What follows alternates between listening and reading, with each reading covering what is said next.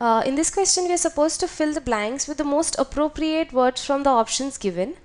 Look at the sentence first. Let's read it. Dash in animals is characterized by huge drops in heart rate, body temperature, and metabolism. So that means that huge drops in heart rate, body temperature, and metabolism of animals results from some characteristic feature of animals or some problem in animals, right?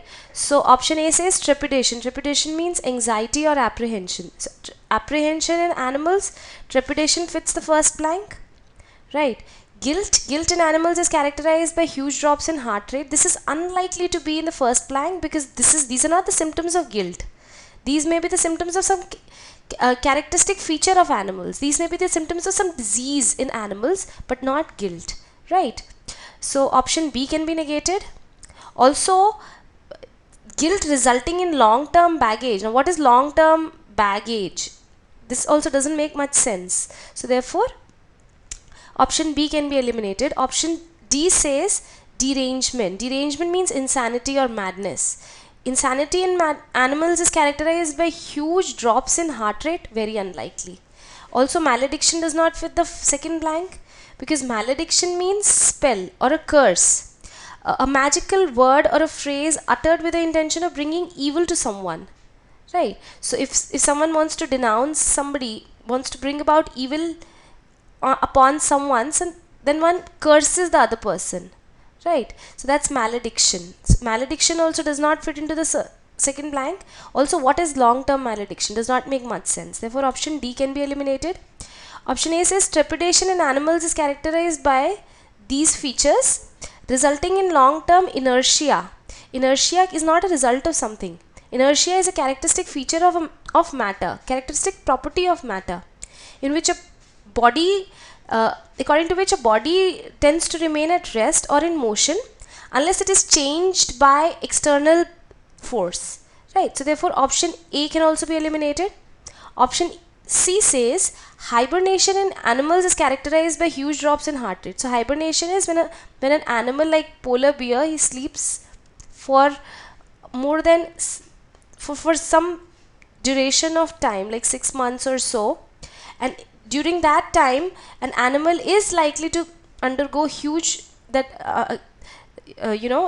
the animal we can see huge drops in heart rate of the animal, body temperature of animal, or its metabolism resulting in long-term dormancy. Dormancy is it means state of inactivity. So certainly option C makes complete sense and therefore is the correct answer.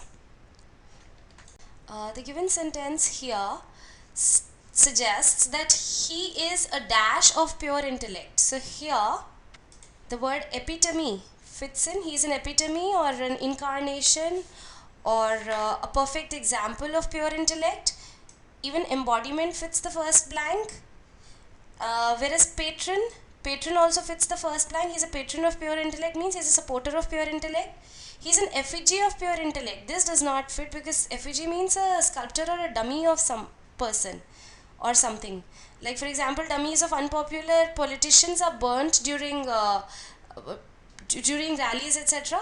So this does not fit the first blank and therefore option C can be eliminated.